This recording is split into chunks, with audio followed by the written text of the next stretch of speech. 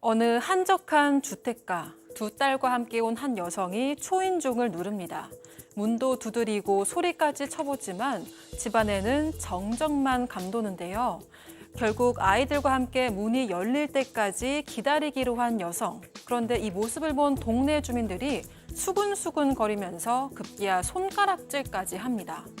대체 이 여성에겐 무슨 사연이 있길래 이토록 싸늘한 시선을 받고 있는 걸까요? 자, 오늘은 사기 결혼을 당했다는 한 사방 가족분의 제보인데, 자, 그런데 한 사람한테만 속은 게 아니시랍니다. 그러니까 일단 이 발단은 뭐냐면 제보자분이 30년 전에 친척 어르신으로부터 좋은 직장 다니는 착한 남자라고 하면서 남편을 소개받으면서 시작이 된 겁니다. 그런데 문제는 결혼을 하고 신혼집에다 들어가 보니까 시어머니하고 시숙이 같이 살고 있었던 겁니다. 그래서 그걸 처음 알았다는 거예요. 그랬더니 남편이 갑자기 내가 이미 말했잖아. 그러면서 우리 엄마랑 몸 안 좋으니까 당신이 좀 잘 보살펴야 된다면서 오히려 큰 소리를 쳤다는 거죠. 여기서 끝나지 않아요. 시어머니가 그 사연자분한테 너 시집 올 때 해온 게 뭐냐, 니네 친정에서 뭐 해주냐, 이런 식으로 또 괄시를 했다라는 겁니다. 게다가 시숙까지 또 시어머니 편을 들었다고 하네요. 세상에 신혼집인 줄 알고 딱 시집을 가서 들어가 봤더니 남편만 있는 게 아니라 시어머니랑 시아주버니가 같이 살고 있어. 네, 그런데도 남편은 아내가 조금이라도 불평을 하면요. 빈몸으로 쫓겨날래? 그냥 시키는 대로 해? 이러면서 협박을 했다고 합니다. 아니, 아내한테요? 네, 그래서 제보자는 그저 남편 시키는 대로 참고 살다가 결혼 6년 만에야 겨우 임신을 했는데요. 그런데 시어머니가 갑자기 태몽을 꾼 것 같다면서 내가 복숭아 한 바구니를 들고 있었는데 복숭아가 썩었더라 이렇게 얘기를 하는 거예요. 이후에 시어머니는 이 태몽을 운운하면서 아픈 딸을 낳을 거다 수술해라고 집요하게 요구를 했다고 합니다. 제보자는 남편에게 제발 시어머니를 좀 말려달라고 부탁했지만 남편은 방관만 했다고 하고요. 결국 출산 당일까지도 이런 시어머니 협박이 이어졌습니다. 제보자는 출산 중에 과다출혈로 생명까지 위태로웠는데요. 하지만 다행히 건강하게 첫째 딸을 낳았다고 합니다.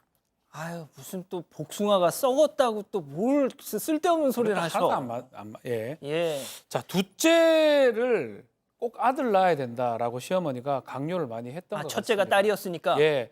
그러다 보니까 이제 임신을 하게 됐는데 또 뭐 꿈을 꾼 것 같아요. 태몽에 이제 무조건 아들이다라고 얘기했는데 뭐 아들입니까? 아들 아닙니다. 역시 딸이었어요. 근데 무엇보다 둘째 딸한테는 신체 장애하고 지적 장애가 좀 있었던 것 같습니다. 그러다 보니까 이 모든 어떤 잘못이라든지 이런 부분들을 며느리한테 탓을 계속 했던 것 같아요. 그래서 아이고. 제보자 입장에서는 집에 있는 게 너무 힘들었고요. 어느 날 시어머니가 좀 쉬었다가 오라고 하면서 두 딸 데리고 나가라고 했던 것 같아요. 친정에 보냈고요. 집에 문도 안 열어줬다고 합니다. 쫓겨난 거죠. 그래서 남편이 어떤 말을 했냐. 그러니까 좀 쉬었다 오라고 해서 친정으로 보낸 다음에 문을 안 안 열어줘. 열어주고 쫓겨난 거죠, 사실은. 그렇게 보이고 남편한테 얘기하니까 엄마 화 풀릴 때까지는 좀 있어 달라라고 하면서 남편은 계속 방관을 한 걸로 보입니다. 자, 제보자님은 이런 취급을 받고선 도저히 살 수가 없다. 이혼을 하고 싶으셨습니다. 하지만 그럴 수가 없으셨다고요? 그렇습니다. 친정으로 쫓겨난 이 제보자 같은 경우에는 지적장애 있는 딸 있지 않습니까? 둘째 딸. 24시간 케어를 해야 됩니다. 힘들어서 뿐만 아니라 친정에 와서 보니까 홀아버지가 있는데 홀아버지가 사실은 경제적 지원해가지고 겨우겨우 두 딸을 키웠습니다. 힘들게 키웠는데 근데 이제 남편은 좋은 직장에 다니면서 돈을 많이 버는데도 불구하고 이 여성에 대한 생활비라든지 아이 양육비를 전혀 주지 않으니까 이 아내가 찾아가서 왜 이럴 수 있냐, 왜 생활비하고 양육비를 안 주냐 했더니 남편이 뭐라고 했냐면 자기가 회사에서 사고를 쳐서 해고를 당했다. 지금 이동직으로 근근히 하기 때문에 돈을 줄 수 없다라고 변명을 하니까 이 여성분이 그러면 좋아요. 그러면 내가 집에 들어가서 같이 삽시다 하고 두 딸 데리고 집으로 갔더니 이 남편이 문도 안 열어줬습니다. 뿐만 아니라 참 잔인한 사람인데 경찰에 신고를 했다는 거예요. 우리 집에 들어온다. 모르는 사람이 이렇게 신고를 하니까 상당히 힘들었던 것이 여러 번 그렇게 했었고 더군다나 이 시어머니는 또 뭐라고 했냐면은 동네방네 다니면서 다른 사람한테 우리 며느리가 바람을 펴서 나간 거예요. 이렇게 거짓 소문을 퍼뜨렸기 때문에 주변 사람들이 볼 때는 이 아내한테 따가운 눈총을 하니까 이 여자분 같은 경우에는 이중삼중으로 상당히 고통스러웠던 것이죠. 그러니까 앞에 백다희 아나운서가 설명했던 그 장면이 지금 그 말씀이군요. 그러니까 시어머니라는 사람이 동네에다가 우리 집 며느리 걔 바람 펴가지고 가출했어요. 그러니까 그 집 앞에 있으니까 양 변호사님 동네 사람들이 아유 저차 이랬던 거 아니에요. 그러게나 말입니다. 그런 와중에도 정말 이렇게 안타까운 상황인데도 남편이 뭐 한 달에 한 번 정도 그렇게 주는 거 30만 원이 됐든 50만 원이 됐든 그거라도 있어야 두 딸을 키울 수 있는 그런 상황이었기 때문에 그냥 버텼었다는 거고 설상가상으로 친정 아버지까지도 몸이 안 좋아지면서 기초생활수급을 받게 됐다라고 합니다.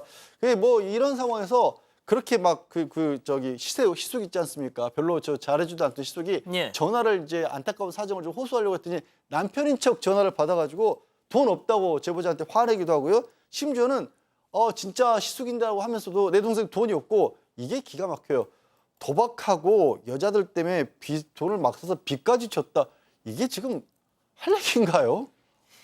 재수 씨, 아유 내 동생이 도박하고 여자들한테 돈을 막 써가지고 우리 동생도 지금 형편이 말이 아니에요. 포기하셔. 자, 과연 그 시아주버니의 얘기 사실이었을까요? 실제 제보자의 육성 들어보시죠. 나라에서 받는 돈이 있어요, 기초수급에. 어느 날 돈이 나오던 게 안 나오는 거라야. 구청에 연락 왔어요. 왜 이 돈이 나오던 게 안 나오냐고. 사위가 월급이 너무 많아가지고 월급공단에서 넘어왔으면 되는 거라야. 저는요 25년 동안 남편 월급을 몰라요. 그때 돈 얼마 받는 거 알았어요. 한 달에 1,000만 원 받더라고요. 한 달에 1,000만 원? 네, 이 남편이 뭐 직장에서 해고당해서 도박빚까지 있다 이렇게 얘기를 했잖아요. 예. 이게 모두 새빨간 거짓말이었습니다. 실제로는 직장에 다니면서요 월마다 1,000만 원씩 되는 월급을 받고 있었던 건데요. 와우. 이 사실을 알게 된 제보자가 따졌더니 남편은 뻔뻔하게 나왔습니다. 월 50만 원이라도 받는 게 어디냐 이렇게 얘기를 했던 건데요. 그래도 다행 몇 년 뒤에 이 친정아버지가 다시 생계비를 받게 됐다고 합니다.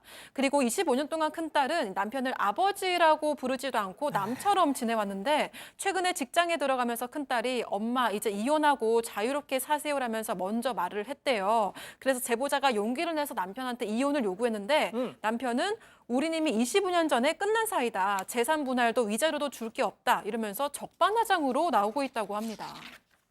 자, 오늘의 궁금증 짚어보죠. 자, 25년간 쫓겨나서 홀로 두 자녀를 키웠습니다.